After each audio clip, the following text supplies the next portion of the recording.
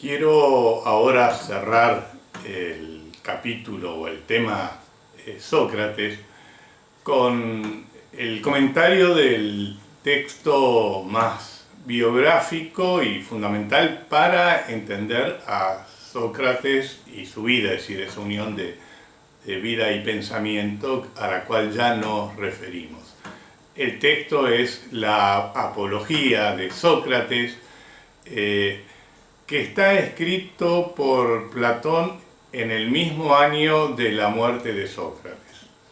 Tengamos en cuenta muy brevemente el contexto. En el año 404 a.C. Se da una revolución que derroca al gobierno democrático. Platón va a decir en la Carta Séptima que era un gobierno muy malo.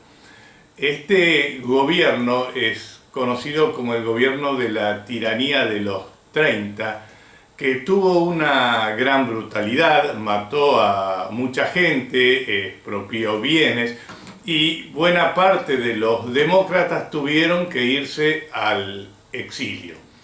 En ese gobierno había, por ejemplo, uno de los principales era Critias, que era un tío de Platón, un tal Cármides, que era un primo. Ambos van a tener textos con ese nombre escritos por Platón, pero en particular Critias había sido un seguidor de Sócrates, como otro personaje que no participa en ese contexto, pero que sí es importante por ser negativo para la democracia ateniense, como es Alcibíades, que yo he comentado en otro momento. El caso es que ese gobierno tiránico, que incluso quiere involucrar, como va a contar luego Sócrates, en sus propios crímenes, al pretender que Sócrates se involucre con ellos al prender a un ciudadano, cosa a la cual Sócrates se niega arriesgando su vida, pero ese gobierno va a durar solo un año.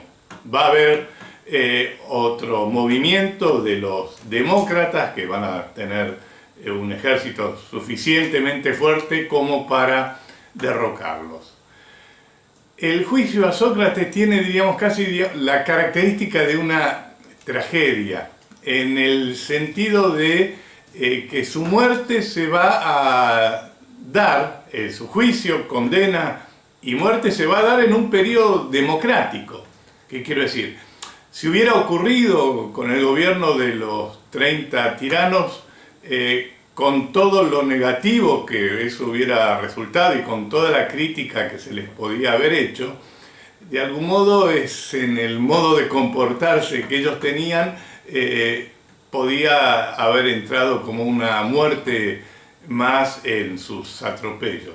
Que haya ocurrido durante un gobierno democrático es lo que eleva a nivel de tragedia, en particular porque Sócrates va a decir lo que siempre fue alguien que obedeció a las leyes. Los acusadores de Sócrates son Anito, Meleto y Licón. El principal en general se lo entiende que es Anito, un político y comerciante y artesano, y los otros dos lo acompañan, aunque Meleto tiene un rol destacado dentro del desarrollo del juicio en sí. La apología de Sócrates, podemos decir, tiene la forma teatral de un monólogo. Recordemos que Platón era un gran escritor, además de filósofo, y está muy bien armado porque si bien solo Sócrates habla, salvo en el momento en que se da algo así como un careo a Meleto, en el discurso se entiende que hay un otro, porque cuando uno lo lee dice Sócrates, por favor, no me interrumpan, no hagan murmullos, no griten, es decir, sabemos continuamente que hay un otro que lo está escuchando, a partir de lo que el discurso de Sócrates dice. El juicio como tal tiene la misma estructura que todos los juicios de la época. Ustedes lo van a ver, estar viendo en el esquemita que les dibujé. Hay un acusador que dice cuál es el delito de la acusación y pide ya de entrada cuál es la pena que le correspondería. Hace su discurso, está el acusado que se defiende. Después de eso viene la votación del jurado. Recuerden que el jurado está formado por 500 eliastas, ¿no? Es el nombre que se le da a ese jurado por estar bajo el sol. ¿Qué hacen la primera votación? Tienen que votar porque estamos hablando de 500 personas, no hay algo así como un proceso de deliberación. Y tradicionalmente se entienden que había como unas fichas o unas piedritas blancas o negras. Había dos odres, dos vasijas, y cada uno iba con sus manos, colocaba las manos dentro de ambas vasijas y soltaba la que correspondía a la inocencia o a la culpabilidad. Luego simplemente se contaban y cuantitativamente se decidía la inocencia o la culpabilidad. Después de esa primera votación, y si el acusado era culpable, le tocaba al acusado proponer una contrapena, ¿no? Es decir, como una alternativa a la pena que habían propuesto los acusadores.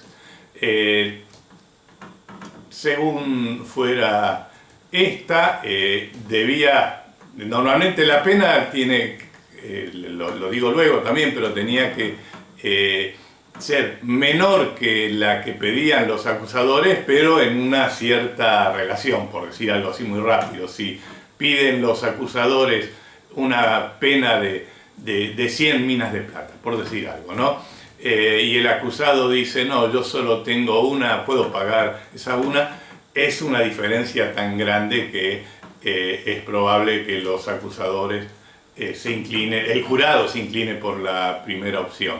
Si se pide la pena de muerte, una alternativa tradicional es el destierro. Se salva la vida, pero se tienen que ir de la polis, que es una forma también muy dolorosa de pena, porque es como perder la identidad, pero se salva la vida.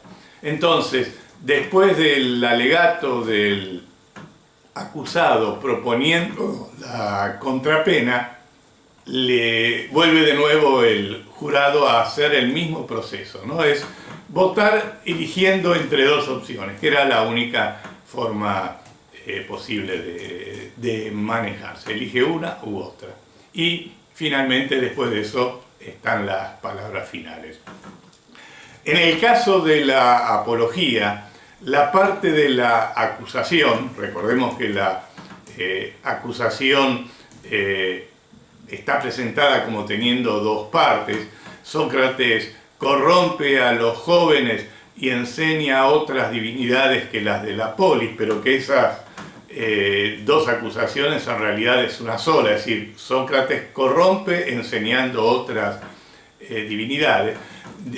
Reitero, la parte de la acusación y la parte de la pena que estos piden, que los acusadores piden, no aparece en el texto, sino que se deduce a partir de lo que Sócrates dice. Reitero, porque justamente es Sócrates el que está hablando.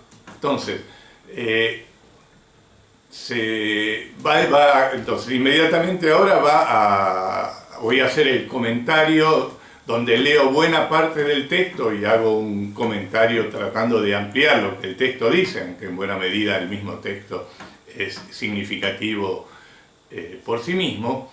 Es bastante largo el desarrollo. Ustedes tienen que leer la apología, aun cuando yo voy a estar leyendo largos fragmentos.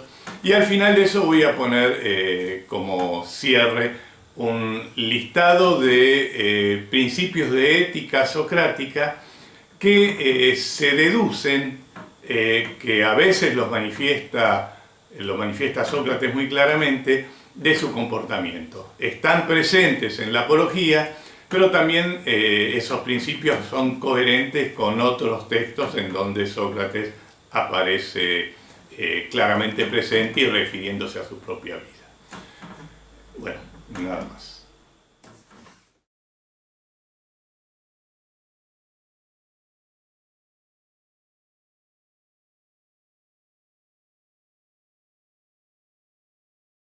El primer punto entonces es la oposición verdad-apariencia. El texto dice: la impresión que a vosotros, atenienses, os hayan producido mis acusadores, la ignoro. En cuanto a mí, hasta yo por poco me olvido de mí mismo. Tan persuasivamente hablaban, y sin embargo de verdad no han dicho, para decirlo de una vez, nada. Mas una de sus muchas falsedades me admiró más que ninguna, cuando decían que deberíais poneros en guardia para que no fuerais engañados por mí, que sería un orador habilidoso y temible. Pues el exponerse sin rumor a quedar en el acto refutados de hecho por mí, en cuanto me vaya mostrando y manifieste no ser en absoluto un tal orador, esto me ha parecido lo más desvergonzado por parte de ellos. A no ser que llamen, quizá orador habilidoso y temible a quien dice la verdad. Pues si lo entienden así, yo bien admitiría ser orador, y tanto que no sería de comparar con ellos. Ellos, en efecto, repito, no han dicho una sola verdad, o poco menos. De mí, en cambio, oiréis toda la verdad, pero no ciertamente por Zeus atenienses, discursos bien dichos como los suyos, ordenados y compuestos con giros y vocablos escogidos. Por el contrario, oiréis dichos sin preparación ni orden, con las palabras que se me vayan ocurriendo, ya que confío en la justicia de todo cuanto he de decir, y ninguno de vosotros debe esperar de mí otro lenguaje. Vemos acá ya en este inicio algo así como una especie de doble juego. Los acusadores plantean que la figura de Sócrates es la de un orador habilidoso y temible. Y en este sentido los acusadores están presentándolo como un sofista a Sócrates. Pero por otra parte, justamente Sócrates está diciendo que ellos hablan bien con palabras escogidas, pero dicen cosas falsas. Es decir, Sócrates está también asimilando a los acusadores dentro de la sofística y por lo menos dentro de estrategias sofísticas. Y queda muy clara entonces la contraposición. Los acusadores hablan bellamente, es decir, tienen discursos cuidados, pero dicen lo falso. Y por otro lado, el modo de hablar de Sócrates, como él mismo lo dice, es muy simple, directo, como habla en el Ágora, pero dice la verdad e ironiza. ¿Será eso entonces lo temible? Pero vemos esa doble vertiente. Pero también en esa breve presentación está poniendo en juego lo que es propio de él, ese cuidado de sí, esa inquietud de sí. Lo dice irónicamente, justo casi me olvido de mí mismo, ¿no? Como una forma de contraponer lo que a él le interesa particularmente y lo que les interesa a los acusadores. Sigamos con el párrafo siguiente. El caso es, sabedlo, que ahora comparezco por primera vez ante un tribunal. Cuento 70 años. Soy pues totalmente extraño al lenguaje habitual aquí. Y así, como si en realidad fuera un extranjero, pasaríais por alto quizá el dialecto y el modo de hablar en los cuales me hubiera criado, así os pido ahora como equitativo, a mí al menos me lo parece, lo siguiente: que no reparéis en mi modo de hablar, tal vez peor, tal vez quizá mejor, sino que examinéis y prestéis atención tan solo a esto, si es justo cuanto digo o no lo es, pues en esto consiste la excelencia del juez, como la del orador, por su parte, en decir la verdad. Fíjense que en este párrafo, por un lado, nos está dando datos biográficos de Sócrates, la edad, ¿no? 70 años, la poca experiencia que tiene en estar en juicios como acusador o como acusado, poca experiencia, digamos, la nula experiencia, pero al mismo tiempo en este párrafo nos está como señalando o mostrando el origen del rechazo que puede llegar a tener el jurado. Porque piensen ustedes, ¿no? Estamos hablando de jurado, de los 500 eliastas, que son quienes tienen poder de vida y muerte sobre los acusados, ¿no? Es un poder muy grande y probablemente se sienten como por encima del resto, por lo menos durante ese momento, como sintiendo una importancia particular. Y Sócrates que va y les dice, miren, ustedes tienen que hacer esto, ¿no? Les está señalando la tarea. Puede no ser un dato menor, probablemente acumulativo, que se vaya juntando al rechazo que Sócrates va finalmente a tener. Veamos ahora un tercer tema.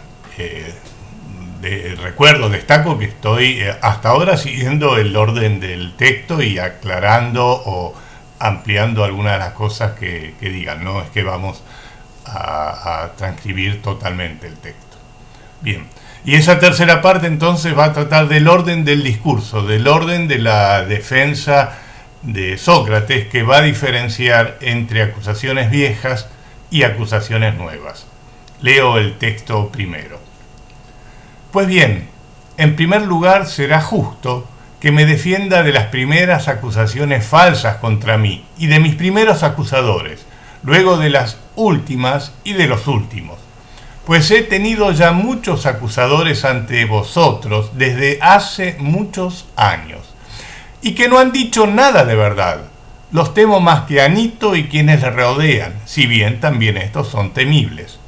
Pero más de temer son aquellos atenienses, quienes tomando a muchos de vosotros desde niños, hablaban contra mí e intentaban convenceros, sin decir nada más verdadero que el resto, de que había un tal Sócrates, hombre sabio, pensador de las cosas celestes, investigador de las subterráneas y hábil en hacer prevalecer malas razones. Tales atenienses, los que esparcieron estas habladurías, son de mis acusadores los verdaderamente temibles, pues quienes los escuchan se figuran que quienes investigan tales cosas no honran a los dioses. Por otra parte, estos acusadores son muchos, y me acusan desde hace mucho tiempo. Y además os han hablado a vosotros en esa edad, cuando en mayor medida podíais creerles, siendo vosotros niños, algunos adolescentes, y acusaban simplemente en rebeldía a un ausente sin defensor alguno. Pero lo más desconcertante de todo es que, excepto el de algún autor de comedias, no es posible conocer ni decir sus nombres. Mas cuantos, por envidia y apelando a la calumnia, intentaban persuadiros, como quienes quizá convencidos ellos mismos trataban de persuadir a otros, todos estos resultan los más difíciles de tratar, porque no es posible hacer comparecer aquí ni refutar a ninguno de ellos, y es preciso que me defienda ni más ni menos que luchando contra sombras, y que refute e impugne sin que nadie responda ni conteste. Conceded pues también vosotros que dobles acusadores, repito, se han levantado contra mí. Los unos, los que ahora me acusaron, los otros, aquellos que miento, los de tiempo atrás. Admitid pues que es menester que me defienda en primer lugar de estos, pues también los habéis oído antes y mucho más que a los últimos. Este texto es fundamental para entender, digamos, la lógica del desarrollo de la defensa de Sócrates. Y es bastante particular porque está hablando de una doble acusación, de dobles acusadores, cuando en realidad el hecho por el cual él concretamente está ahí es por la acusación de Anito, Meleto y Licón, estos tres personajes, pero sin embargo él dice, yo les temo, vamos a ver luego cómo se defiende de ellos en particular, pero presenta que hay otros acusadores más poderosos, más complicados, digamos, que han sido mucho más duros y contra los cuales va a ser más difícil defenderse, ¿no? Y esta referencia dice a unos acusadores que vienen desde mucho tiempo atrás y los han afectado a ustedes, al jurado, cuando eran niños, y les han dicho que Sócrates era un investigador de las cosas celestes y subterráneas y hábil en hacer prevalecer malas razones. Acá está haciendo referencia a que los acusadores lo identifican a él con un filósofo de la naturaleza, podríamos llamar a los filósofos presocráticos, a los jonios en particular, que obviamente trataban de buscar el origen o el principio de toda la realidad y, como planteamos en su momento, lo remitían o al aire, al fuego, al agua, a lo indeterminado. Dice Sócrates, bueno, yo no veo qué tienen de malo esas investigaciones, no veo en qué supondrían algo así como una falta de respeto a los dioses. Recuerden nuevamente que la acusación contra Sócrates es religiosa, de acebeia, de irreligiosidad. Él plantea, los defiende, pero al mismo tiempo no se identifica con ellos.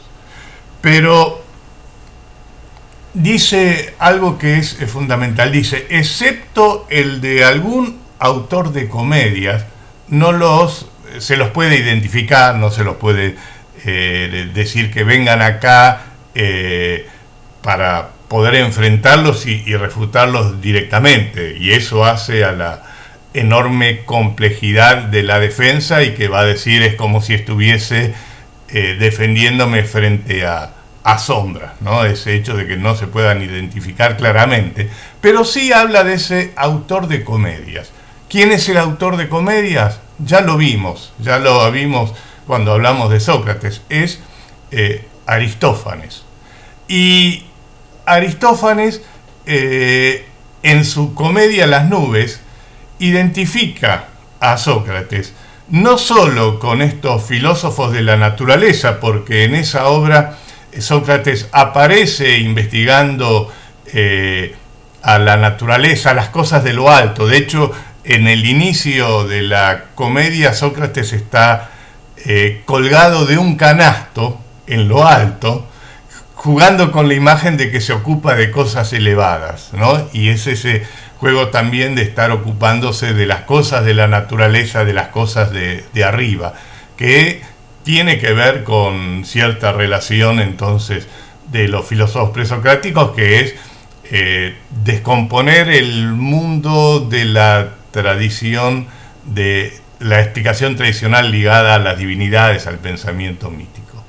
Pero también dice de corromper a los jóvenes, y eso está también presente en Las nubes, ¿no? En Las nubes justamente va a aparecer Filípides como transformado y criticando a la tradición, a los padres, a todo aquello que cimentaba cierta identidad de los atenienses ligada a la tradición. Es decir, refuerza esa relación, dijimos, con los sofistas también en esta otra vertiente. Lo particular que hay acá, y lo vamos a ver entonces en relación con el párrafo siguiente, es que la representación de Las nubes de esa comedia ocurrió ¿cuándo? 23 años antes del juicio. Es una enormidad de tiempo lo que ha transcurrido, pero a pesar de ello aparece como un elemento esencial para entender el juicio y la condena a Sócrates. Aristófanes ya no está, ya falleció, no se lo puede llevar incluso como testigo al juicio para que diga por qué dijo lo que dijo, si tenía algún dato concreto de que se lo podía identificar a Sócrates con el personaje que aparece como jefe de esa escuela de pensamiento. No está. Pero sin embargo hay algo así como un efecto de larga duración que aparece como muy peligroso y hay que tratar de entenderlo. Es contra eso, y adelanto ya la palabra que aparece en el párrafo siguiente, es contra ese prejuicio, contra esas acusaciones antiguas que él necesita defenderse en primer lugar. Veamos ahora entonces qué es lo que dice. Cuarto punto, el tema del prejuicio instalado. Dice Sócrates: y bien, es menester, sin más atenienses, que me defienda y que intente en tan breve tiempo arrancar de vosotros el prejuicio imbuido durante tiempo tan largo. Bien quisiera que esto resultara así, si fuera de algún modo lo mejor, tanto para vosotros como para mí, y ganar algo al defenderme. Más bien, sé que es difícil y no se me oculta en lo más mínimo cuál es la situación. Mas siga esto el curso que la divinidad quiera. De acuerdo con la ley, es menester que intente convenceros, pues debo defenderme. Fíjense que acá en este breve párrafo le da el nombre concreto al problema. El problema es el prejuicio. ¿Qué es un prejuicio? Bueno, ahí tienen dos definiciones, ¿no? Una opinión previa que por lo general es desfavorable, no está bien fundada. Y en términos filosóficos, bueno, hay que tratar de descartar, eliminar o disolver los prejuicios. Lo que Sócrates va a tratar es de disolver ese prejuicio. Prejuicio que ya ha dado algunos elementos para entenderlo. Hace referencia a que afectó en particular al jurado desde que éste era chico, ¿no? Es decir, la niñez y la juventud aparecen como momentos para que los prejuicios se fijen, se cimenten, porque está entendido como un periodo en donde la conciencia crítica, la capacidad de razonar desapasionadamente, no está bien desarrollada. Por supuesto que no son los niños los únicos en donde se genera, pero está planteando eso como un origen. Entonces, tenemos eso y tenemos también la referencia a aquellos que lo han formado y en particular a la importancia que tuvo también las nubes en esa figura, donde Sócrates es alguien de quien se burla, de quien no solo aparece como crítico a los dioses, sino que corrompe a los jóvenes, sino que está presentado como una caricatura. Dice que no es obviamente la única imagen, digamos, si esa imagen se pudo plasmar en el teatro es porque estaba muy interiorizada en los espectadores para que pudieran reconocerse, ¿no? Bueno, entonces, es ese el problema que Sócrates va a tratar de resolver en relación con estas acusaciones viejas. Tenemos que ver entonces cómo va a enfocar. Vemos ya de entrada que tiene cierta desesperanza, no está convencido de que eso vaya a ser posible. Y eso de algún modo también se alimenta por otras afirmaciones. El hablarle a la multitud no es necesariamente el buen camino. Él no se ha manejado de ese modo, no habla a las multitudes. Volveremos sobre esto en relación con la actividad política de Sócrates. En las páginas siguientes, páginas 30, 31 y 32, retoma Sócrates la acusación, se refiere nuevamente al peso de la comedia de Aristófanes, se refiere también a las acusaciones vinculadas al conocimiento científico, y en particular se va a referir a los sofistas, planteando que él se diferencia de los sofistas, no hace lo mismo que ellos, fundamentalmente pone en juego la cuestión del dinero y nombra a distintos sofistas, incluso dice cuánto cobraba tal persona por enseñar y irónicamente dice, bueno, que bueno si es tan barato y el beneficio que da es tan grande, ¿no? Hasta ahí, digamos, salteo estos párrafos, pero léanlo y van a tener una idea más clara de cómo es esta argumentación. Y entonces Sócrates va a comenzar propiamente su defensa poniéndose, digamos, en el lugar de un hombre común o de uno de los jueces y dice lo siguiente. Mas alguno de vosotros podría preguntarse, pero Sócrates, ¿cuál es tu ocupación? ¿De dónde han surgido estas calumnias contra ti? No habrían surgido sin duda de no dedicarte a algo fuera de lo común. ¿Cómo es que corren tantos rumores y tienes tal fama si no te dedicas a algo diverso de lo que hace el común de la gente? Dinos de qué se trata para que no nos formemos de ti un juicio a la ligera y por nuestra propia cuenta. Quien tal dijera, me parecería hablaros como es debido. Intentaré pues mostraros qué es lo que me ha deparado tanto el nombre como la calumnia. Sócrates entonces enfoca el problema directamente. ¿El problema cuál es? Y en esa relación con las acusaciones viejas, el prejuicio. Hay un prejuicio instalado. Hay un prejuicio instalado en el jurado. Ese es el verdadero peligro, ese es el verdadero problema. Y va a tratar de resolverlo, va a tratar de destruir ese prejuicio. ¿Cómo lo va a tratar de hacer? Apuntando a su génesis, apuntando a cómo se originó ese prejuicio. Y por eso es que está poniéndose en la voz de un juez imaginario que se pregunta, bueno, ¿de dónde llegaron esas habladurías contra ti? Debes estar haciendo algo realmente extraordinario. Y va entonces a empezar a plantear esta cuestión.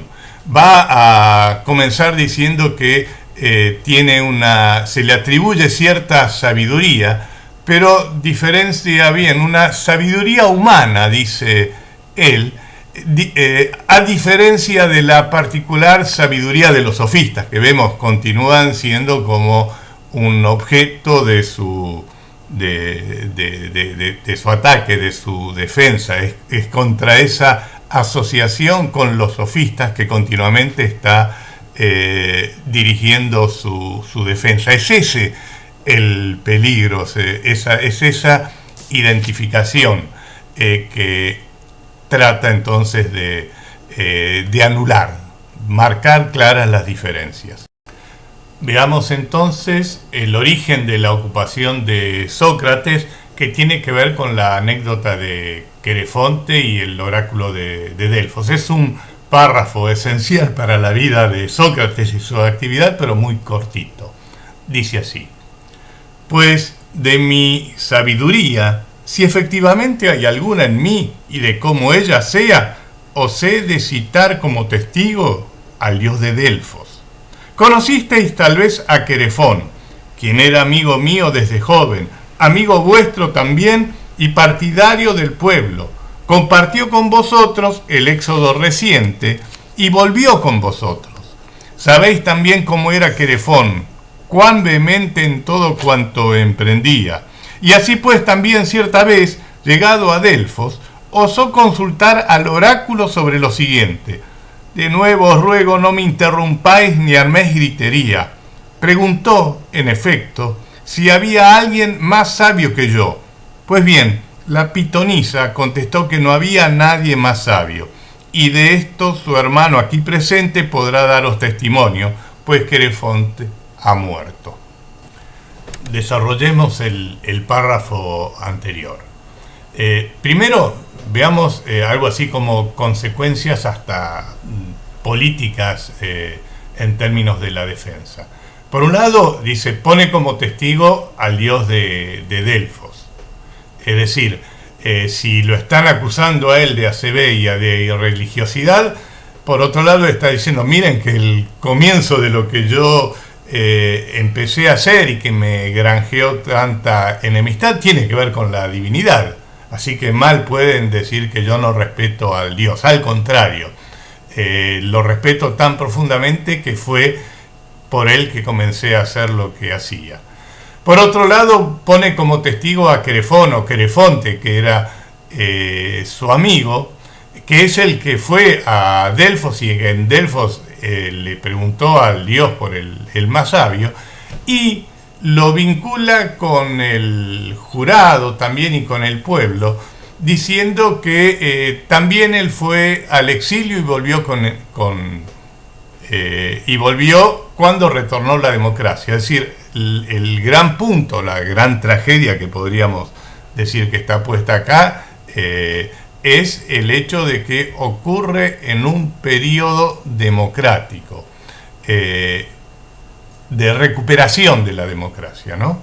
Entonces, en ese sentido también es importante esta asimilación. Es decir, Sócrates era muy amigo de alguien que era profundamente democrático, y en ese sentido entonces tampoco va cierta dimensión de la acusación que lo va a vincular también con la actividad de los sofistas, y también en la medida en que esa actividad se entendía como pudiendo estar relacionada con el gobierno anterior, que fue un gobierno de tiranía de los 30, y al que vamos a ver también que se va a plantear luego.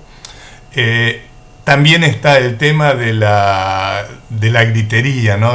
Da como algo así como una representación vívida a través del texto del lugar que tiene el público como participante y el jurado.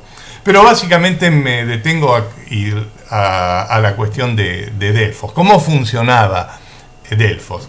Delfos es una localidad, actualmente existe, es muy importante las ruinas que allí están presentes, está alejada, probablemente me equivoque, pero calculo unas 200 kilómetros o algo así de Atenas. Obviamente ir allá en esa época suponía un largo viaje. En Delfos está el oráculo de Apolo, y a donde iban los griegos, no solo los atenienses, a consultar cuando había algo importante para saber. Hay toda una historia que no voy a desarrollar, conté parte de esto cuando hablé del tema de la religión griega, pero a Delfos entonces van tanto los individuos a preguntar como los gobernantes, cuando hay algo importante que saber. Pero tiene una particularidad esto, que cuando el dios responde, y responde a través de una pitonisa que dice muchas veces palabras incoherentes, y de un profeta que es un funcionario que profiere, que cuenta, que interpreta lo que la pitonisa dice. Pero eso que dice el dios por medio de la pitonisa y por medio del profeta tiene la forma de un enigma, es decir, es un enunciado que hay que interpretar, y se puede interpretar correctamente o incorrectamente. El ejemplo de Edipo, cuando va a preguntar por quiénes son sus padres y no contesta el oráculo directamente, dice: matarás a tu padre y te acostarás con tu madre. Es decir, eso hay que interpretarlo.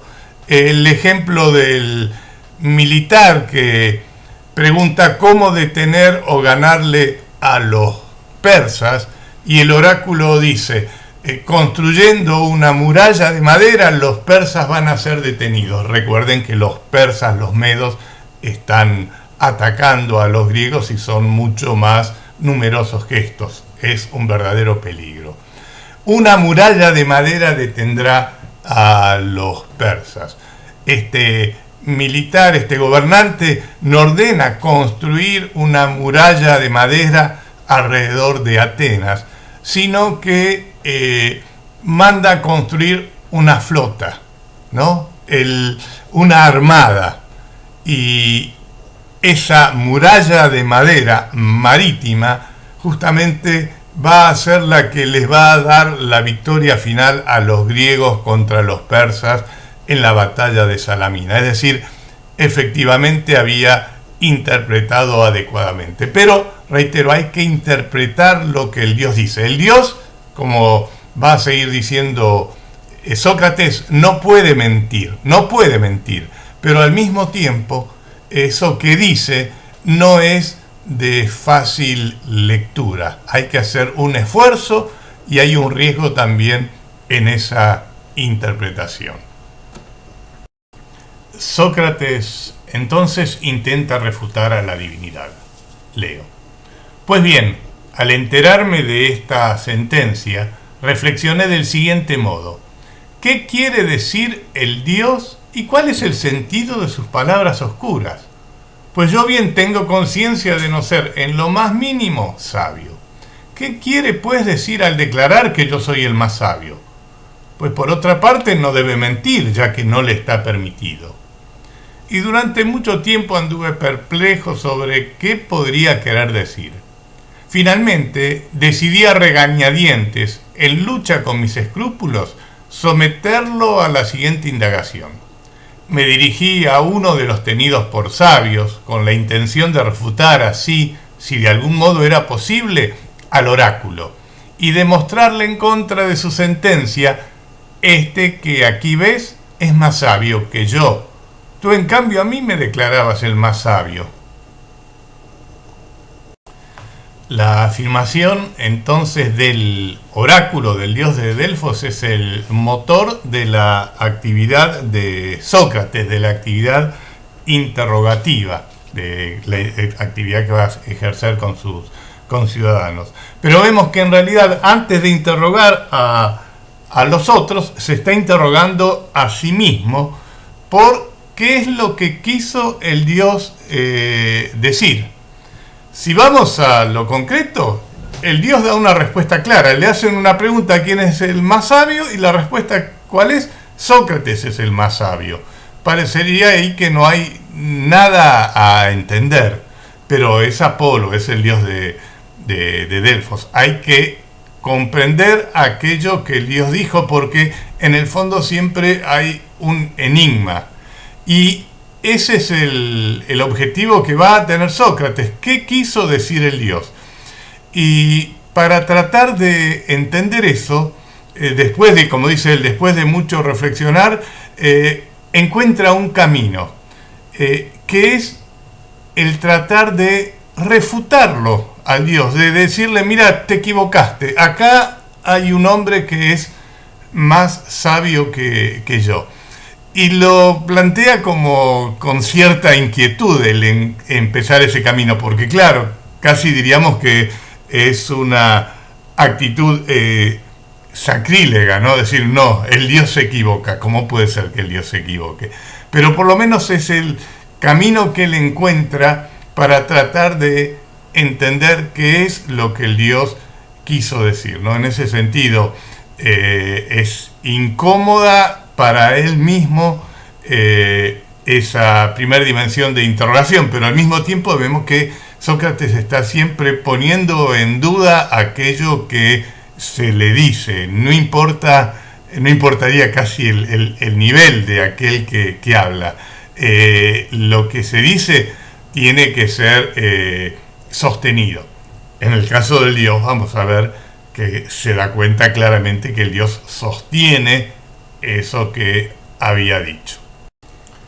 Sexto punto entonces: momentos del interrogatorio socrático a sus conciudadanos. Diferencias entre estos. Vamos al texto. Dice Sócrates: me dirigí a uno de los tenidos por sabios, con la intención de refutar así, si de algún modo era posible, al oráculo, y demostrarle, en contra de su sentencia, este que aquí ves es más sabio que yo. Tú, en cambio, a mí me declarabas el más sabio. Al examinar a fondo a este hombre, no necesito para nada nombrarle, era uno de nuestros políticos, hice atenienses la siguiente experiencia. Examinándolo y en diálogo con él, me pareció que el hombre parecía sabio a muchos y sobre todo se lo parecía a sí mismo, pero que no lo era. Entonces intenté mostrarle que creía ser sabio, pero que no lo era. Como consecuencia de esto, me hice odioso para este hombre y para muchos de los presentes. En el párrafo que acabo de leerles, entonces aparece ya claro cuál es el origen del odio, cuál es el origen del prejuicio que está presente en el jurado. Y entonces recorre un camino, yo solo copié la primera parte dirigido al político, pero es más abarcativo. Recorre un camino que lo presenta en 3 etapas. Interroga al político, interroga luego al poeta e interroga luego al artesano. Cada uno de estos tiene algo así como una característica distintiva. El político dice, cree saber, ¿no? Cree saberse, cree sabio para los demás, pero fundamentalmente para sí mismo, pero frente al interrogatorio socrático, es decir, suponemos le hace algunas preguntas referidas a su propia actividad y ve que el otro finalmente no lo puede sostener y se contradice, ¿no? Y por lo tanto le genera odio. Pero básicamente dice, el político cree saber de todo y no sabe nada. Cuando interroga a los poetas, se da cuenta que estos tienen algo así como un peculiar saber, ¿no? Tienen cierta sabiduría, pero que esa sabiduría la tendrían como resultado de una inspiración, pero de la cual ellos no pueden apropiarse. Es decir, los poetas no pueden dar razón de por qué dicen lo que dicen, ¿no? Juega entonces con esta idea de la distancia que hay entre lo que dicen y la capacidad de dar cuenta de aquello que dicen. Entonces, es una sabiduría que finalmente no puede fundamentarse y por lo tanto, igual que el político, el poeta aparece finalmente como ignorante. Y hay una tercera dimensión que es el interrogatorio a los artesanos. Los artesanos tienen un cierto saber, hay algo así como una cierta sabiduría que está ligada a un saber hacer, pero también por detentar esa cierta sabiduría frente al interrogatorio creen que pueden responder todo, que saben todo y finalmente también se contradicen, también son refutados por Sócrates, finalmente también muestra su ignorancia. Acá en este proceso hay que rescatar o destacar 2 cosas. La primera es que en estos 3 tipos de personajes, en el fondo lo que Sócrates está dando a entender que toda la polis en su conjunto muestra creer saber algo que finalmente no lo sabe, no lo puede fundamentar. ¿Por qué digo esto? Bueno, el político. El político es el hombre que es el dueño del lenguaje, es aquel que sabe hablar en la asamblea, es aquel que podríamos decir también que tiene cierta preparación por la sofística, pero todo ciudadano en tanto tal está habilitado para tener un manejo del lenguaje. Recordemos que la asamblea es lugar del lenguaje y a la asamblea pueden participar todos. Pero también está la otra figura, la de el poeta. El poeta que también puede relacionarse con el sacerdote, con el adivino, es decir, aquellos que, si bien la distancia con la figura tradicional del poeta es muy amplia, ha pasado mucho tiempo, siguen teniendo un rol determinado. Los poetas son importantes en la sociedad ateniense, pero esa especie de sabiduría que los construye como hombres diferentes tampoco puede sostenerse. Hay un amplio campo entonces de los poetas, de los sacerdotes que están dentro de ese territorio, formando parte de la sociedad ateniense contemporánea a Sócrates. Y por último, los artesanos, ¿no? Cuando está hablando de los artesanos, está hablando de una dimensión social realmente significativa en términos de la sociedad griega. El artesano es ¿quién? Bueno, aquel que es capaz de hacer una casa, aquel capaz de hacer los muebles de la casa, aquel capaz de hacer las vasijas de la casa. Es decir, recordemos que estamos en una sociedad no industrial, es decir, las manufacturas son fundamentales para tener los utensilios para la vida cotidiana, y el artesano justamente es aquel que es capaz de hacerlo. Entonces, con el político, con el poeta y el artesano estamos englobando la mayor parte de la población, dando cuenta de la amplitud de la ignorancia que hay, del descuido de sí mismos que tienen la mayor parte de los hombres. Y acá queda claro entonces también el tema de que en esos interrogatorios se genera el odio contra el mismo. Acá hay que hacer algo así como una especie de esfuerzo de interpretación, o si se quiere, de la imaginación. Ya vimos el proceso de refutación en el texto de Laques, ¿no? Cuando vimos la sofística primero, pero cuando vimos también a Sócrates. Es claro que no todos entendían que en ese interrogatorio hay algo así como una búsqueda en conjunto, ni los aspectos beneficiosos que Sócrates encontraba en esos interrogatorios para la salud espiritual del interrogado. Podemos imaginar la escena, y también podríamos entender que tal vez ser refutado no es tan molesto ni tan grave cuando es una relación 1 a 1.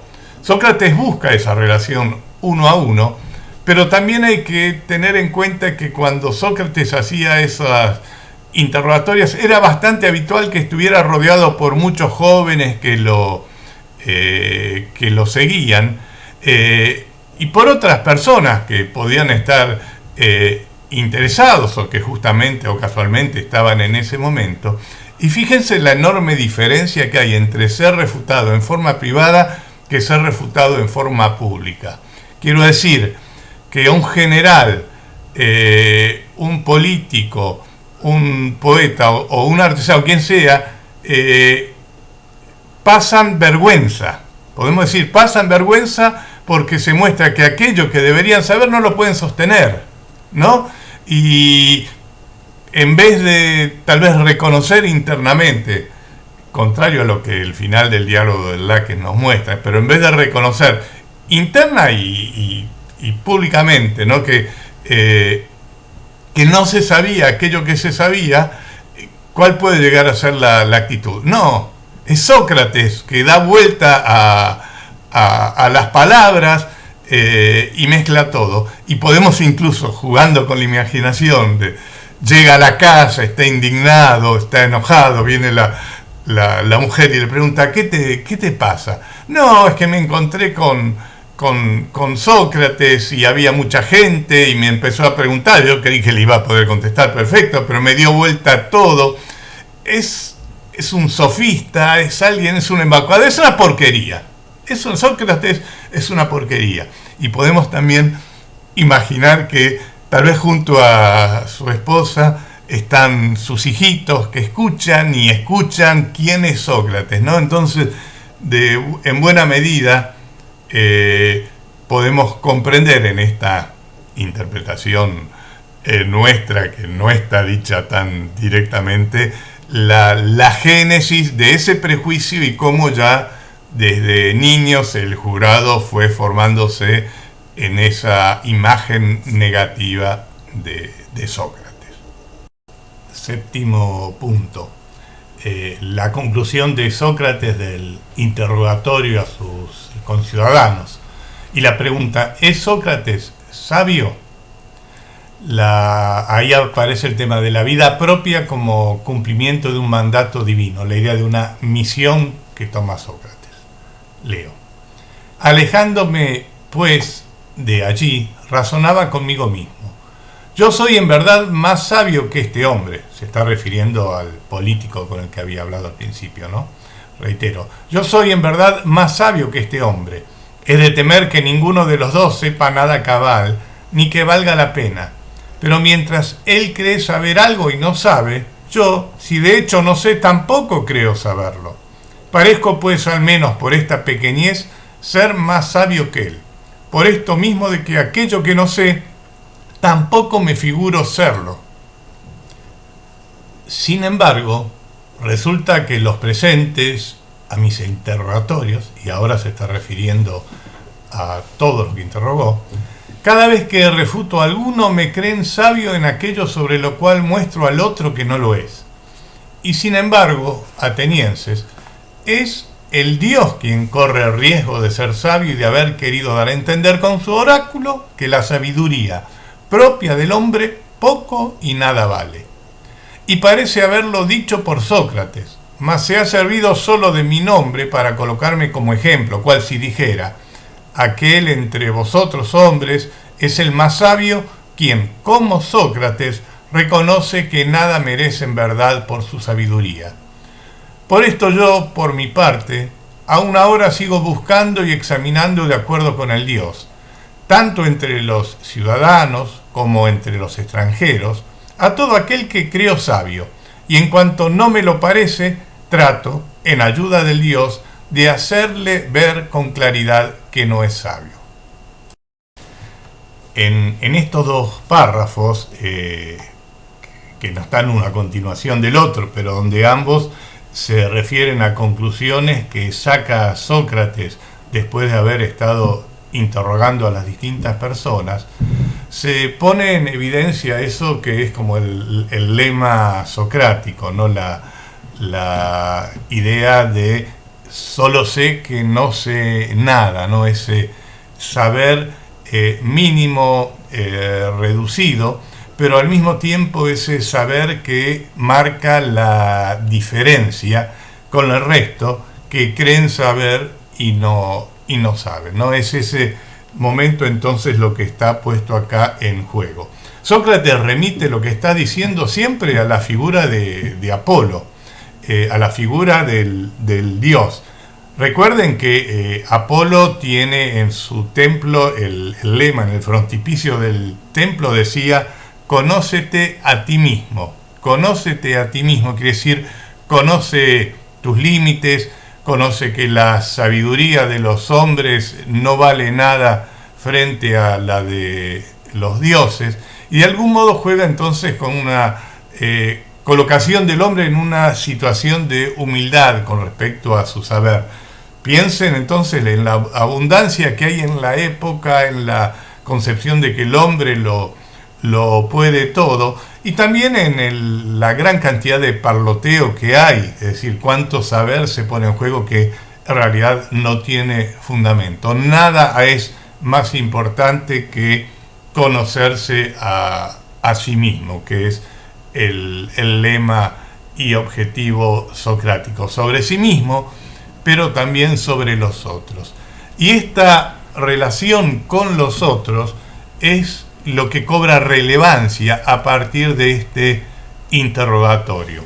Yo recién dije que hay dos momentos. El primer momento, ¿cuál es? Bueno, el reconocimiento de la propia ignorancia, pero al mismo tiempo el reconocimiento de que en esa ignorancia está justamente el saber de esa ignorancia, lo que luego va a llamarse la docta ignorancia, la ignorancia que sabe de sí misma. Al mismo tiempo, al darse cuenta de eso, entiende qué es lo que dijo el Dios, por qué el Dios dijo que Sócrates era el más sabio, justamente porque conoce sus propios límites, porque no sabe y no cree saber. Esa es la primera conclusión fuerte de este recorrido. Pero hay otra dimensión mucho más fuerte, que va más allá de simplemente certificar que lo que el Dios dijo era cierto.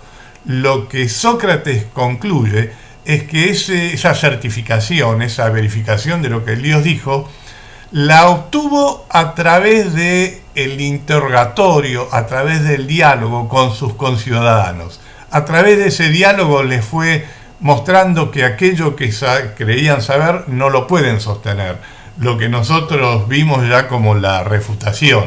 Y también planteamos que esa refutación es positiva, hay una purificación, hay una catarsis, hay la liberación de un error.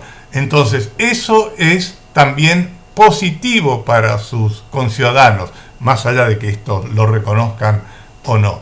Y justamente por eso es que Sócrates entiende que el Dios le está asignando esa tarea como misión. Él debe continuar haciendo esos interrogatorios. No lo asume como algo estrictamente propio, sino lo asume también como un mandato divino. De ahí la palabra misión tenga pleno sentido. Octavo punto. Los seguidores de Sócrates y su relación con ellos. ¿Es Sócrates responsable por lo que ellos hagan? Leo. Por otra parte, algunos jóvenes que espontáneamente me suelen seguir, principalmente aquellos que más pueden disfrutar libremente de su tiempo, los hijos de los ricos, gozan al presenciar cómo examino a los hombres y por su propia cuenta. Me imitan, a menudo tratando en consecuencia de examinar a otros. Encuentran entonces, pienso yo, buena abundancia de hombres que creen saber algo y que en verdad saben poco a nada. Mas entonces quienes son examinados por ellos se irritan contra mí, no contra sí mismos, y dicen que Sócrates es un sujeto infame como ninguno que corrompe a los jóvenes. Y si alguno les pregunta qué hace y qué enseña para corromperlos, nada tienen que decir. En este párrafo que acabo de leerles, se pone el acento en una de las dos partes de la acusación, que en realidad dijimos que era una sola. Es la acusación de corromper a los jóvenes, es la acusación tradicional. Reitera eso que también comentamos, que era habitual que cuando él estaba interrogando a alguien hubiera otros presenciando ese interrogatorio, y aclara acá que la mayor parte eran jóvenes, hijos de ricos, es decir, que tenían tiempo libre. Y el problema que había ahí es que esos jóvenes repetían lo que hacía Sócrates, interrogando a otras personas, poniéndolas en evidencia en su ignorancia. Ignorancia que quiere decir no ser capaces de dar cuenta finalmente de aquello que piensan o aquello que están diciendo expresamente, y al verse refutados, al verse quizá para muchos o sentirse ridiculizados, ponían como responsable a Sócrates, ¿no? Pero pero ¿cómo justificaban esa relación con Sócrates? Dice, bueno, no sabían qué decir y en todo caso iban a las viejas acusaciones. Lo que acá se está entonces poniendo en juego también es algo más que no está dicho en el texto, que entre los entre los seguidores o escuchas, si quieren, de Sócrates estaban Alcibíades y Critias.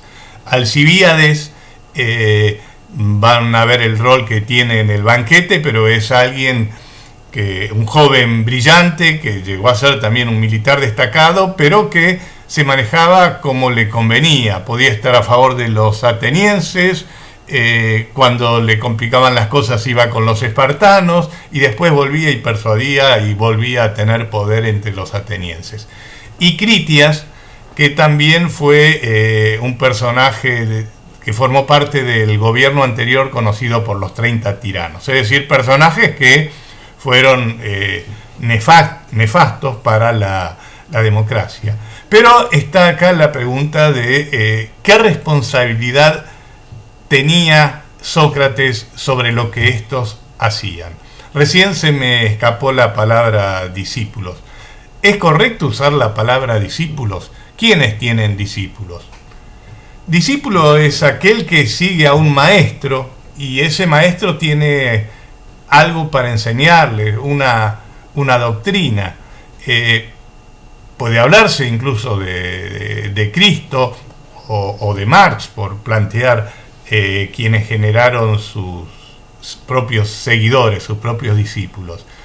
Pero Sócrates, ¿qué tiene para enseñar? ¿Qué tiene para enseñar a alguien cuya divisa es solo sé que no sé nada? Sócrates enseña una actitud, un modo de ser.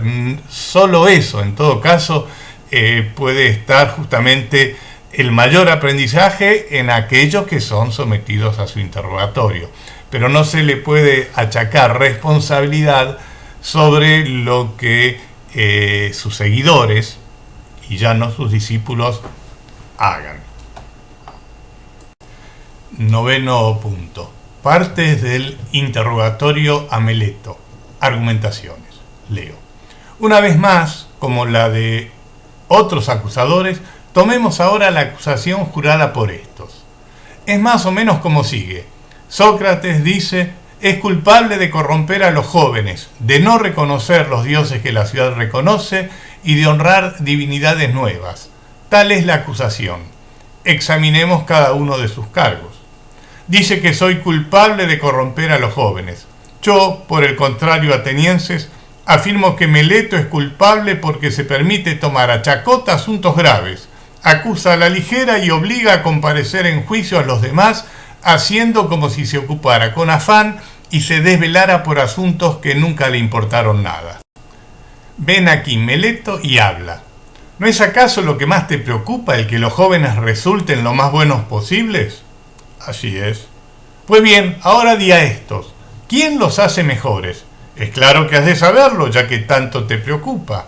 Y puesto que has descubierto a quién los corrompe, según dices a mí, lo haces comparecer y lo acusas ante estos, ve, diles quién los hace mejores y señálales quién es. ¿Ves, Meleto, cómo callas y no sabes qué decir? Pues ¿no te parece bochornoso y suficiente prueba de lo que afirmo, que nunca se te dio nada de ello? Mas habla, buen hombre, ¿quién los hace mejores? Las leyes. Pero no es eso lo que te pregunto, mi excelente Meleto, sino ¿qué hombre, quién, para comenzar, ha de conocer eso mismo? Las leyes. Estos, Sócrates, los jueces. ¿Cómo dices, Meleto? ¿Estos aquí presentes son capaces de educar y de hacer mejores a los jóvenes? Sin ninguna duda. ¿Todos sin excepción o tan solo algunos, otros no? Todos sin excepción. Qué bueno es lo que nos das a entender, por era. Por lo visto, hombres de provecho en abundancia. Pero de ser así, quienes asisten como oyentes, ¿los hacen mejores o no? También ellos. Y bien, los miembros del consejo, también los miembros del consejo. Pero entonces, Meleto, ¿no serán los integrantes de la asamblea del pueblo quienes corrompen a los jóvenes? ¿O bien, también ellos los hacen mejores, todos sin excepción? También ellos. Al parecer, pues, todos los atenienses, excepto yo, hacen cabales y excelentes a los jóvenes. Tan solo yo corrompo. ¿Es eso lo que quieres decir? Eso es precisamente lo que digo. Pues no es poca la mala suerte que me achacas. Entre las páginas 39 y 47 de esta edición se desarrolla el interrogatorio a Meleto como representante de los tres acusadores y como el momento en donde Sócrates se defiende ahora sí de las nuevas acusaciones. No de las viejas, entonces ya terminó de defenderse. Pero está pendiente justamente las acusaciones que lo llevaron ahora frente al tribunal. y puede hacer algo así como una especie de careo directo sobre Meleto, que tiene obviamente su temor y que Sócrates finalmente lo va a dejar en ridículo. En el diálogo que acabo recién de leerlo, queda en evidencia que Meleto no puede hacer otra cosa que llevar la argumentación a la exageración. Cuando Sócrates le pregunta quién es el que corrompe, va a decir, bueno, sos vos es el que corrompe. Pero le entra a ampliar la tesis, bueno, pero ¿no habrá alguien del jurado que también corrompa? Si Meleto dijera que sí, que hay alguien del jurado que corrompe, ¿qué es lo que pasaría? Bueno, Sócrates le decía, bueno, ¿por qué me estás acusando solo a mí? Que venga este otro también y que quedemos los dos como acusados de corromper a los jóvenes. Lo mismo ocurre cuando va ampliando la pregunta y termina preguntando si en la asamblea puede haber alguien que corrompa. No hay nadie que corrompa a los jóvenes. Solo vos, Sócrates, corrompes a los jóvenes. Es decir, Meleto no puede decir más que lo que dice, porque está llevado por Sócrates en esa dirección. Pero al mismo tiempo queda en la situación bastante extraña de estar en una ciudad extraordinaria donde solo Sócrates es el que hace mal. Esa como una primera parte. Pero Sócrates va a desarrollar la cuestión con el ejemplo de quienes cuidan a los caballos mejor, si la multitud o hay alguien que sea especialista, y el desarrollo muestra claramente que, bueno, para cuidar caballos, como para cuidar jóvenes, como para formarlos, o incluso aunque sean como sus seguidores, no puede hacerlo cualquiera. Hay que tener cierta experiencia, hay que tener cierto saber, y eso cae desde el puro sentido común. Con lo cual, esa primera parte de la acusación queda invalidada. La acusación está dividida en dos partes, aunque nosotros ya dijimos que es una sola. Corrompe a los jóvenes enseñándoles nuevas divinidades. Y entonces toma ahora la segunda parte de la argumentación, el tema de los dioses. Y ahí también lo presiona a Meleto y le dice, ¿vos qué estás diciendo en realidad? Que yo creo en dioses que no son estrictamente los dioses de la ciudad, pero creo en dioses, o estás diciendo que yo no creo para nada en dioses. Y en esa situación, Meleto, que no es un carácter suficientemente reflexivo, dice lo que sería peor, lo que le parece a él que sería peor. Dice, no, Sócrates, vos no crees para nada en dioses, no crees para nada en dioses. Pero al decir eso, ¿qué problema le surge? Que en realidad hay una acusación formal, hay una acusación jurada por los tres acusadores, y en esa acusación se habla de que Sócrates corrompe a los jóvenes enseñándole otros dioses diferentes a los de la polis.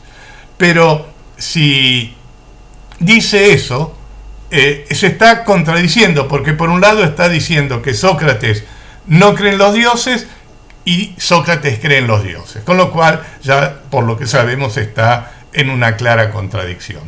Pero avanza un poco más sobre esa segunda parte de Meleto, que dijo ahora que Sócrates no cree en los dioses, pero tomando la primera parte de la acusación. Entonces, hace referencia a la aceptación que aparece en la acusación de que Sócrates cree en otras divinidades, y eso perfectamente podría estar refiriéndose al tema del daimon de Sócrates, que aparece continuamente en su vida, y le pregunta, bueno, pero si yo creo en dioses inferiores, en daimones, ¿los daimones no son hijos de dioses?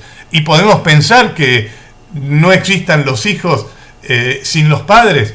Si se acepta que yo creo en daimones, se tiene que aceptar también que yo creo en los dioses, ¿no? Con lo cual queda claro que Meleto no pudo defenderse en modo alguno.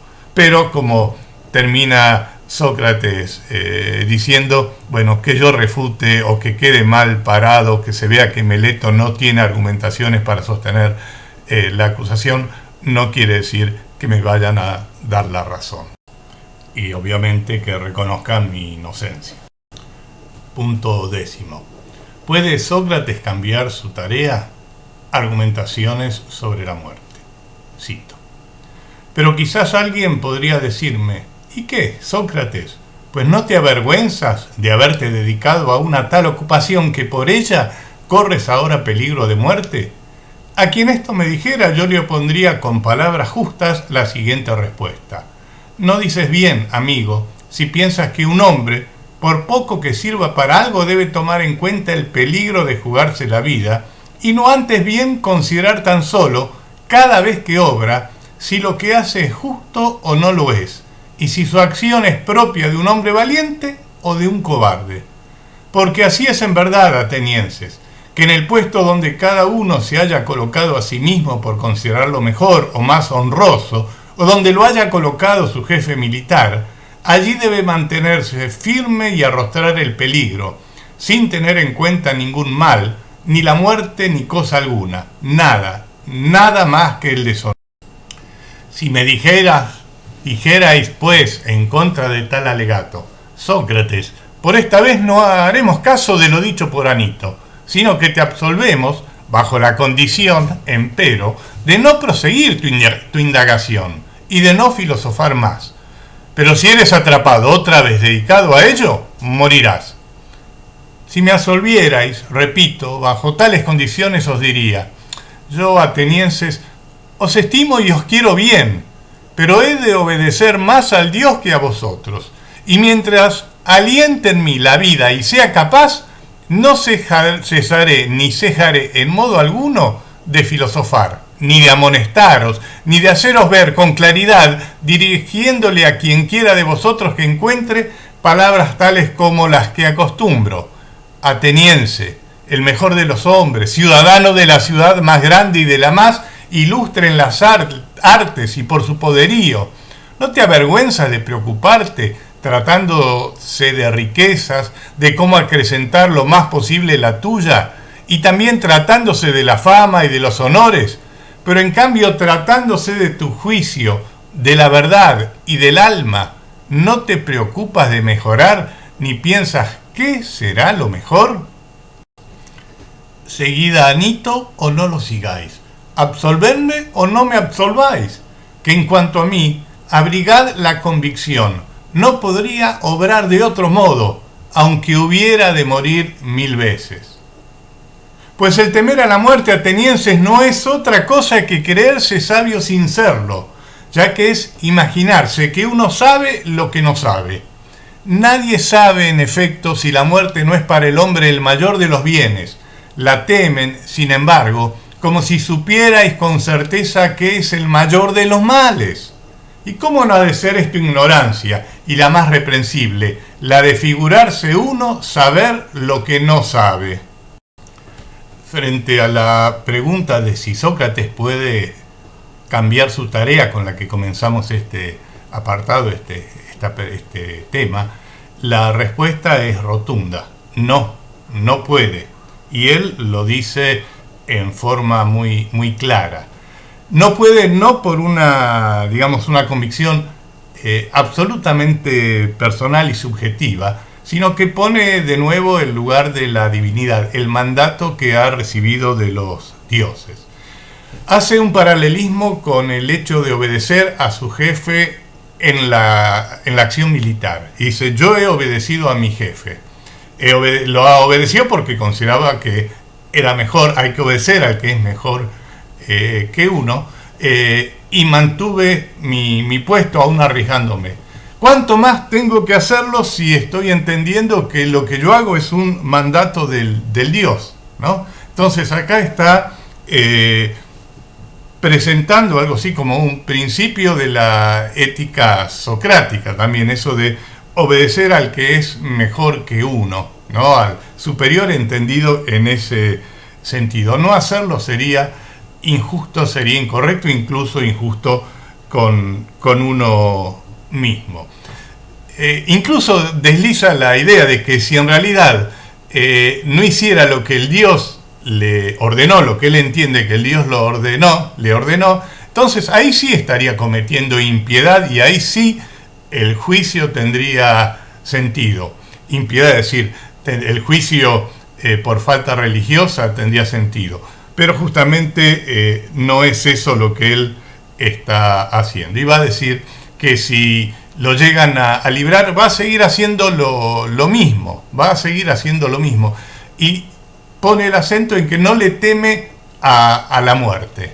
No le teme a la muerte. Y la argumentación de esa ausencia de temor a la muerte, que la va a retomar sobre el final también, se sustenta en el hecho de que no sabe si la muerte es algo o no es nada, si es un mal, como piensan todos, si es el mayor de los bienes. Podríamos decir acá que es un agnóstico sobre la muerte, y por eso mismo entonces es que va a mantener su modo de ser hasta las últimas consecuencias. Es eso lo que se está planteando acá en estos párrafos, ¿no? Punto 11. ¿Cuál es el comportamiento de Sócrates con respecto a las leyes de la ciudad? La ciudad necesita a Sócrates, quien se comporta como un tábano con ella, el daimon socrático. Leo. Pues bien, atenienses, lejos de hablar ahora en mi propia defensa, como alguien podría pensar, lo hago en defensa de vosotros, para que no faltéis en algo contra el don recibido del Dios, condenándome.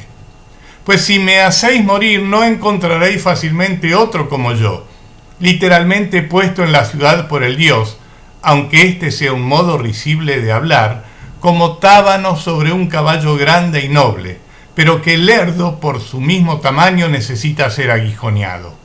Así pues, como tal, me parece que el Dios me ha colocado en la ciudad, que os despierto, os persuado y os reprocho, a cada uno, y no ceso durante todo el día de posarme en todas partes.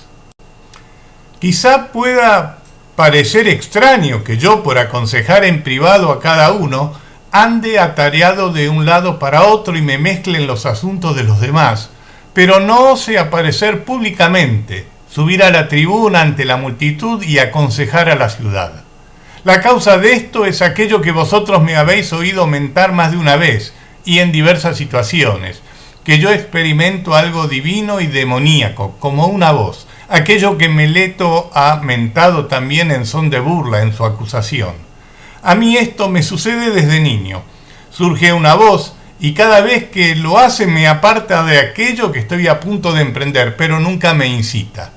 Esto es lo que se opone a que yo actúe en política y, según me lo parece, con mucha razón.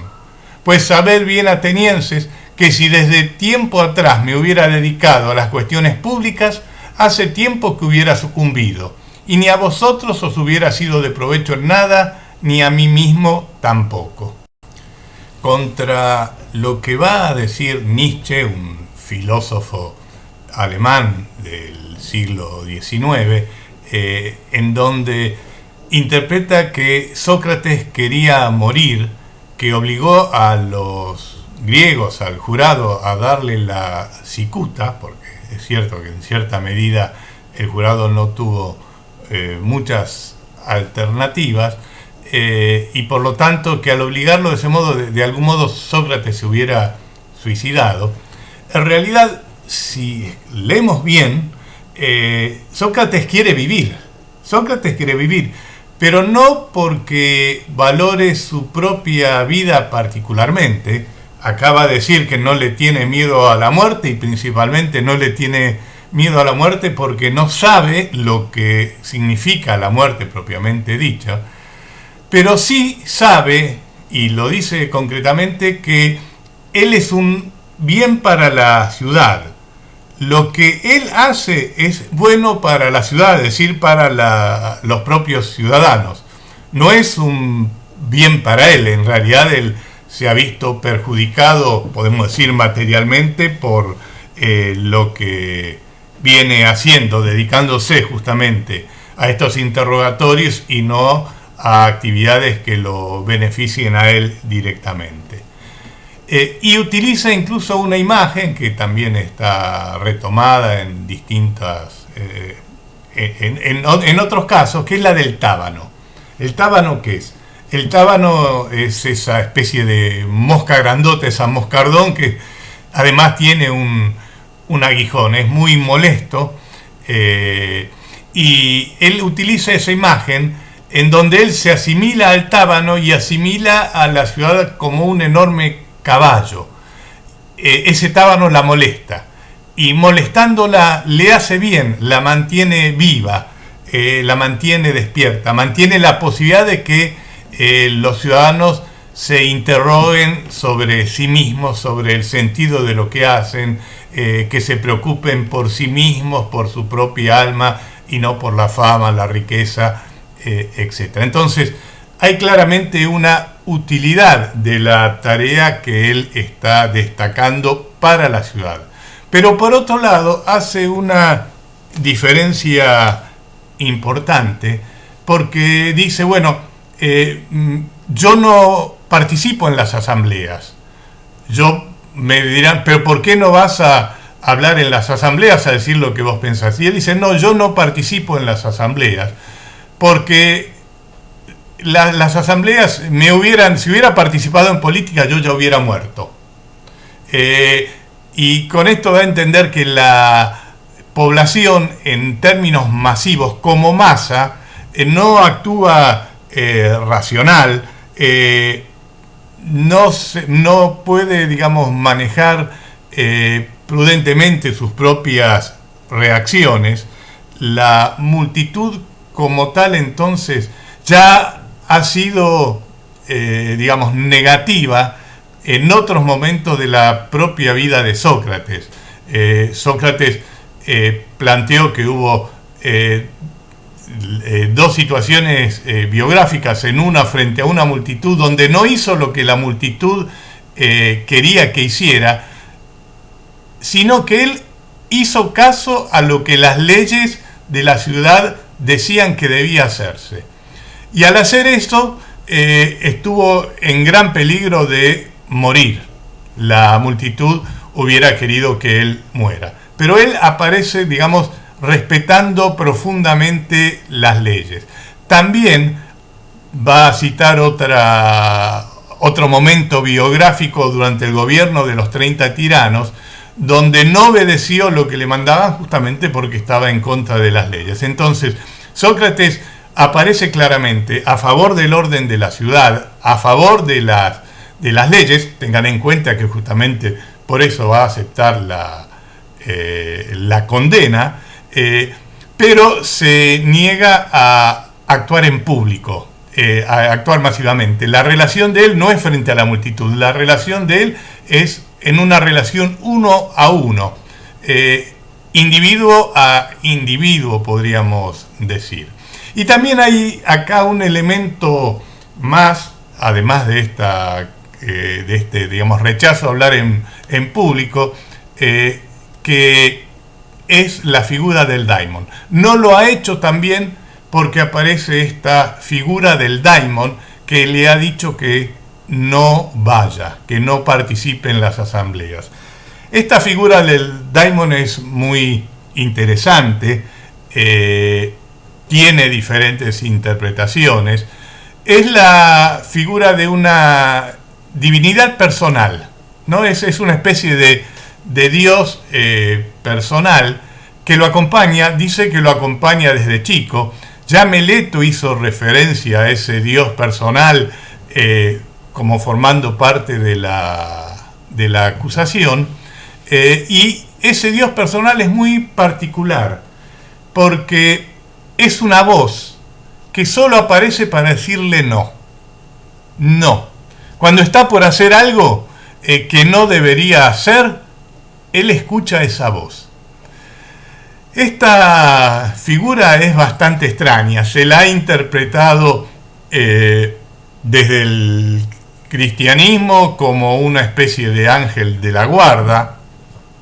En términos estrictos, Sócrates dice que es una divinidad, ¿no?, que a él lo acompaña, y también se lo ha interpretado filosóficamente como la conciencia moral, ¿no? Esa es una buena interpretación. El daimon como conciencia moral, como voz que escucha a uno y que esa voz le dice si algo que está por hacer está bien o está mal, ¿no? Es decir, muchas veces nosotros decimos que actuamos, pero sabiendo a veces que actuamos mal, ¿no? Y ese saber que actuamos mal podría interpretarse como la conciencia moral y podría también interpretarse como una proyección de la subjetividad de una divinidad que Sócrates presenta muy claramente en este momento.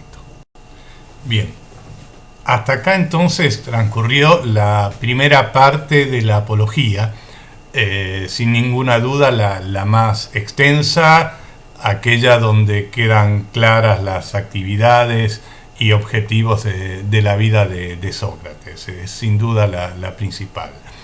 Pero dijimos que el juicio responde entonces a la lógica de los juicios griegos, y después entonces de esta defensa que hace Sócrates, viene el momento de la votación del jurado. Recuerden que son 500 personas los miembros del jurado, los llamados eliastas. Se da esa votación y Sócrates resulta que es declarado culpable. Es declarado culpable, pero por una cantidad, y que él se reconoce que es bastante pequeña, son 30 votos de diferencia, es decir, hay una importante cantidad de los jueces que en este primer momento consideran que Sócrates es inocente. Es minoría, pero es una gran cantidad. ¿Qué es lo que debe ocurrir ahora? Bueno, el acusado, en este caso Sócrates, que sabe que es culpable, debe proponer una contrapena. Recuerden que en la acusación presentada previa al inicio del juicio, los acusadores pidieron la muerte. El objetivo, el pedido fue la muerte. La contrapena tradicionalmente tiene que ser menor a lo que se pidió, pero tiene que ser algo medianamente razonable. Van a ver ahora, frente a la muerte, bueno, una opción es el destierro. Pero, ¿qué es lo que pide Sócrates en primera instancia como contrapena? Argumentando que todo lo que él viene haciendo es en perjuicio personal y material de él, pero en beneficio de la polis. Dice, bueno, así como a los ganadores de distintos premios, distintas competencias, los alimentan en el pritanio, es decir, el gobierno los mantiene a pesar de que no lo necesiten, yo estoy necesitando que me mantengan, entonces lo que pido es que el gobierno me mantenga. Sería esa la síntesis más apropiada. Probablemente se da cuenta rápidamente que no es, sin embargo, la mejor opción, digamos, políticamente hablando. Piense que estamos frente a un jurado que tiene un enorme poder, donde el acusado habitualmente lo que hace es rogar que no lo condenen, incluso lleva a su mujer, a sus hijos llorosos, para que sepan que si le pasa algo a él, va a haber una familia que se va a ver perjudicada. Y eso mismo también lo reconoce y lo dice Sócrates, pero dice que él no lo puede hacer porque sería injusto, principalmente con él mismo, si no hizo nada por lo cual tenga que ser condenado. Y plantea las opciones que tienen. La opción de la prisión no la ofrece como contrapena porque sería un mal directo para él. La del destierro tampoco la puede proponer porque si lo desterrasen él volvería a hacer lo mismo en otra ciudad que lo que está haciendo en Atenas. Entonces lo volverían también a condenar, sería también molesto para ese otro lugar.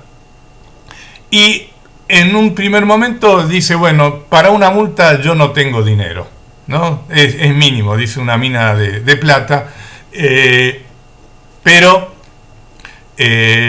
ahí están todos sus amigos que podemos suponer que le hacen señas para que ofrezca más más dinero, y ofrece 30 minas de plata, que parecería ser una cantidad de mucha importancia, y sus propios amigos se ofrecen como garantes de que eso se va a cumplir. Y hasta acá entonces, muy sintéticamente, lo que sería la contrapena socrática, la segunda parte del juicio. Último tema, 13. Votación por la pena de muerte y reflexión final de Sócrates. El daimon y la muerte. Leo. Hoy me ha acontecido algo extraordinario. La acostumbrada voz previsora, la de lo demoníaco, se hacía oír con mucha frecuencia y se oponía, aún en casos por demás triviales, cada vez que me encontraba a punto de obrar para mal mío. Hoy me ha sucedido lo que vosotros mismos podéis ver, lo que algunos ciertamente podría creer es el último de los males y que por tal es tenido. Sin embargo, el signo del Dios no se opuso, ni esta mañana temprano al salir de mi casa, ni al ascender aquí para comparecer ante el tribunal, ni en momento alguno de mi discurso cuando quería decir algo. En otras oportunidades, empero, a menudo me detuvo mientras hablaba. Ahora, en cambio, a propósito de todo este proceso, no se ha opuesto en ningún momento a que yo haga o diga algo. ¿A qué debo atribuirlo? Os lo diré. Es probable que lo acontecido sea un bien para mí, y que de ningún modo pensemos rectamente si creemos que el morir es un mal. Para mí es una prueba decisiva de ello, pues no es posible que no se me opusiera el signo acostumbrado si no hubiera estado obrando de algún modo para el bien mío. ¿En qué medida hay fundadas esperanzas de que lo acontecido, la condena a muerte, sea un bien? Pues una de dos. O bien el estar muerto es como no ser nada y no sentir nada, o bien, como se suele decir, la muerte es un cambio de estado y una migración del alma de este mundo a otro lugar. Y si no se siente nada, si la muerte es como un dormir en el cual no tenemos ni siquiera un sueño, entonces morir es ganar mucho. Mas si la muerte, en el otro sentido, es como un migrar de este mundo a otro mundo, y es verdad lo que suele decirse, que allí están todos los muertos, ¿qué bien sería, jueces, superior a este? Pues si alguno llegado al Hades, liberado de estos que se dicen sus jueces, encontrara a los verdaderos jueces dispensadores de justicia, de quienes también se dice que allí hacen justicia, Minos, Radamante, Éaco, Triptólemo y cuantos semidioses fueron justos durante su vida, ¿acaso no valdría la pena una tal migración? Y aparte de eso, poder tratar a Orfeo, Museo, Hesíodo y Homero, ¿cuánto daría más de uno de vosotros a cambio de eso? Yo, al menos, estoy dispuesto a morir muchas veces si eso es verdad. Y lo que en verdad es más importante, pasar mis días examinando e indagando a los de allá.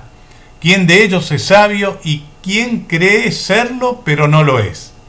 Cultivar el trato de los de allá, dialogar con ellos y examinarlos. ¿No sería una indecible felicidad? En todo caso, sabemos que allí no matan a nadie por ese motivo, pues no solo son de todos modos más felices que nosotros, sino también inmortales por el resto del tiempo, al menos si lo que se dice es verdad. Esta tercera parte de la apología da cuenta de lo que serían las palabras finales de Sócrates. El resultado de la votación, de la segunda votación, tenía que elegir entre la propuesta final de Sócrates de la multa o la pena de muerte. ¿Qué eligió el jurado? Obviamente lo sabemos, la pena de muerte. Pero lo que tiene de particular esta elección es que el número de los que votaron por la pena de muerte, por la muerte de Sócrates, fue mayor que aquellos que habían votado antes por la culpabilidad. ¿Qué quiere decir? Que varios de los jurados que habían considerado que Sócrates era inocente, ahora deciden no solo que es culpable, sino que le corresponde la muerte. Esto puede parecer muy extraño si es que entendemos que el jurado debía manejarse con imparcialidad, con racionalidad, pero lo que podemos concluir es que no fue así. Y muy probablemente, ¿qué es lo que ocurrió? La primera propuesta de Sócrates de pedir que como contrapena el gobierno lo mantuviese, lo alimentase en el pritanio, sin duda tiene que haber causado un impacto muy negativo sobre esa parte del jurado que consideraba que era inocente. Sócrates no se mostró humilde, él mismo reconoce que pueden creer que es orgullo el modo de actuar, pero dice que no, simplemente está planteando lo que para él es justo. Obviamente, desde el otro lado pueden perfectamente no haberlo leído de ese modo. ¿Cómo termina Sócrates? Bueno, obviamente, molesto o enojado con los que votaron por su muerte y les vaticina que van a ser como reprochados, se les va a acusar de ser culpables por la posteridad, y van a tener como algo así como una especie de marca de injusticia y de maldad perpetua, ¿no? Actuaron injustamente. Simplemente dice, hasta medio irónicamente, hubieran esperado un poco, me hubiera muerto, porque ya soy suficientemente viejo para que no falte demasiado para que eso ocurra naturalmente. Pero se dedica también a aquellos que votaron por su inocencia, que también son muchos, y sigue teniendo, digamos, la necesidad de hacer recomendaciones, de contar lo que sería su conocimiento, sus experiencias, de seguir charlando, sería esa la idea que ahí está puesta en juego en términos de tratar de mantener ese cuidado de sí, ese conocimiento de sí, que es la divisa socrática. Y va a plantear el tema de la muerte y el tema del daimon, el daimon al que recientemente lo presentamos, ¿no? Y ese daimon, esa divinidad personal, como sea que la entendamos, dice, aparecía habitualmente para decirme cosas que no debía hacer. Sin embargo, hoy no apareció en ningún momento. No apareció ni cuando venía ni cuando hablaba. En ningún momento de todo este día el daimon se me apareció para hacerme callar o no actuar. Con lo cual, concluye él, si todo esto que pasó el daimon lo permitió, es porque todo lo que pasó fue un bien para él. Y si la conclusión es la muerte, tiene que entiendo, dice Sócrates, que la muerte bien puede ser un bien para mí. Y plantea entonces, ampliando lo que vimos antes sobre la muerte, esta división. O la muerte es una pura nada, es como un sueño, no pasa nada. Bueno, bien, es algo positivo.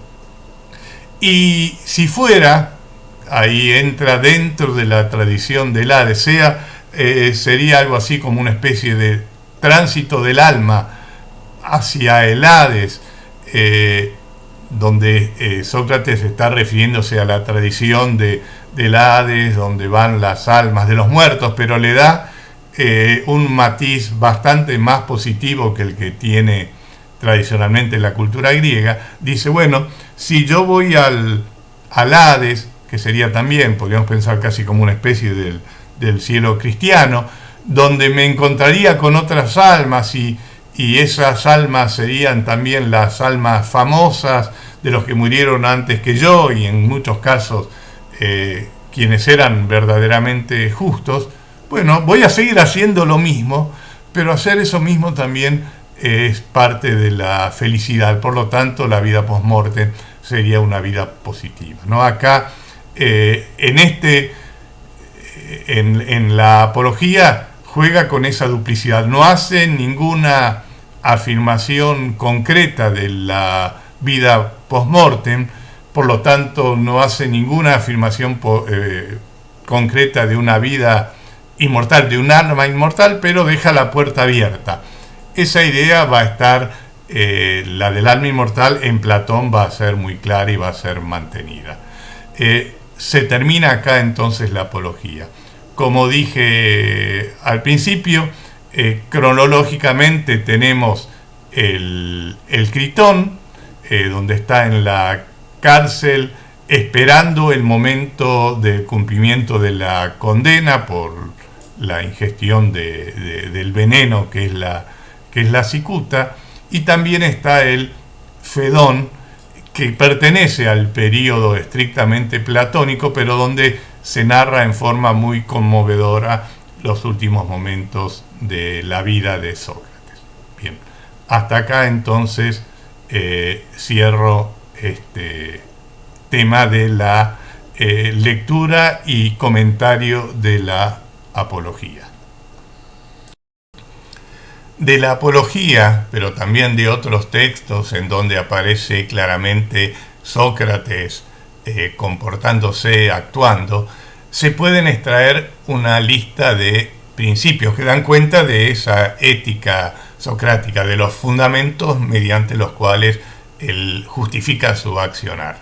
Yo simplemente se los voy a leer, ustedes lo tienen también en la pantalla, pero, reitero, salen de lo que acabamos recién de finalizar de comentar. Principio 1. Una elección es racional si y solo si elige lo que es mejor para el individuo. Principio 2. Para todo ser humano, lo mejor es ser un excelente ser humano. Principio 3. Todo individuo, antes de realizar una acción, debe considerar exclusivamente si lo que hará es justo o injusto. Principio 4. Uno no debe cometer una injusticia como respuesta a otra injusticia sufrida. Principio 5. Cometer una injusticia es de cualquier forma malo y vergonzoso. Principio 6. No debe hacerse nada que sea malo y vergonzoso. Principio 7. Para ser un excelente ser humano, uno no debe de ninguna manera cometer una injusticia. Principio 8. Todo individuo que haya aceptado una posición en la creencia de que es para lo mejor, debe permanecer en su puesto. Principio 9. Todo individuo a quien su superior, sea hombre o Dios, le haya asignado una posición, debe permanecer en su puesto. Principio 10. Los acuerdos justos deben cumplirse. Principio 11. Debe valorarse por encima de todas las cosas, no la vida, sino la vida buena. Principio 12. La vida buena es la vida noble y justa. Principio 13. Algo es bueno para el individuo si y solo si es moralmente justo. Y principio 14. El mayor bien, la felicidad, consiste en actuar de modo noble y bueno. ¿Ven? Entonces, acá termina entonces con esta cuestión de que todo este fundamento, este modo de actuar, busca ¿qué cosa? La felicidad, ¿no? Esa felicidad, pero que solo se consigue en relación con un modo de actuar. Sócrates entiende que cualquier otro modo de actuar en beneficio directo por uno, por bienes materiales, no es realmente el verdadero camino hacia la felicidad. Acá finalizamos estrictamente la figura de Sócrates. Gracias.